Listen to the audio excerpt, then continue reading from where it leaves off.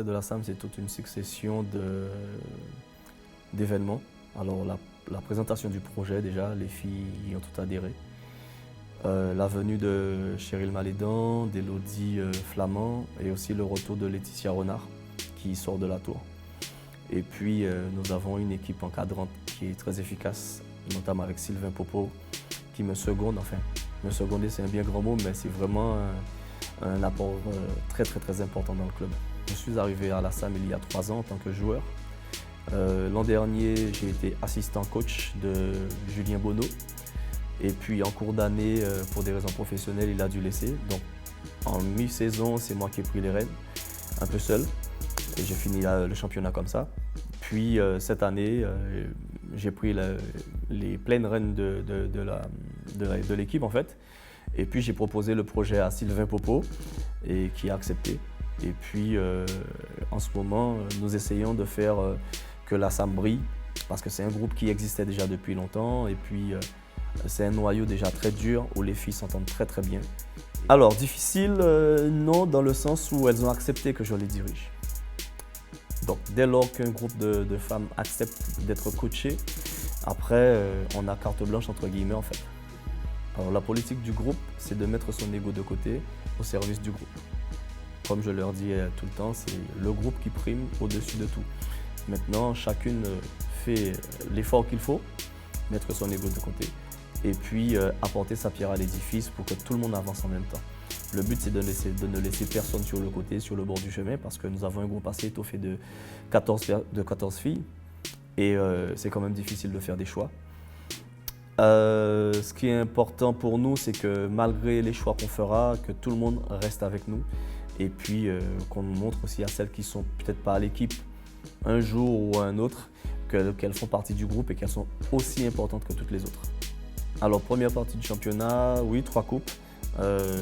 Depuis le 5 août, nous avons commencé à travailler physiquement. Les filles, elles sont très assidues. Donc l'enseignement qu'on en tire, c'est que le travail paye. Et là, je leur tire encore un plus grand chapeau parce que ce sont des femmes qui travaillent, qui ont une vie de famille et qui font des sacrifices justement pour le groupe. Et puis, on a des résultats positifs et c'est tout bénef pour nous. Dans notre club, nous avons un groupe de U18 filles qui travaillent déjà, qui on espère faire monter l'année prochaine. Il y en a quelques-unes déjà qu'on va essayer d'intégrer dans le groupe senior. Et oui, on prépare la relève. Ben, beaucoup de retours positifs. Ils se sentent concernés, ils se sentent de plus en plus concernés parce que nous représentons d'abord Macoria. Bien sûr, nous représentons la Guyane, mais nous représentons la ville de Macoria où on sent quand même une certaine émulation. Ça commence à fédérer. Petit à petit, nous avons une école de basket qui s'achalante de plus en plus.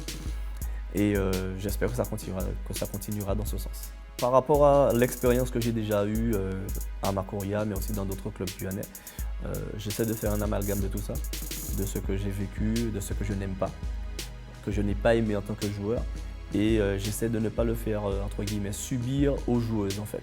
Donc, mon but, c'est que tout le monde se sente à l'aise et que chaque fois qu'elles viennent à l'entraînement, que ce soit un moment d'abord de plaisir. Et après, tout se passe bien. Ah non, la SAM, ça y est, j'ai posé mes valises, je ne compte pas m'en aller de sitôt. Pour l'instant, là, je me suis installé. Le basket guyanais est un basket de très grande qualité.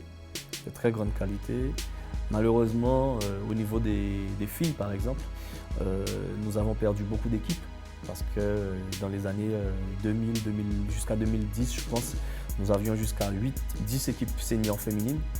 Cette année, nous n'en avons que 4.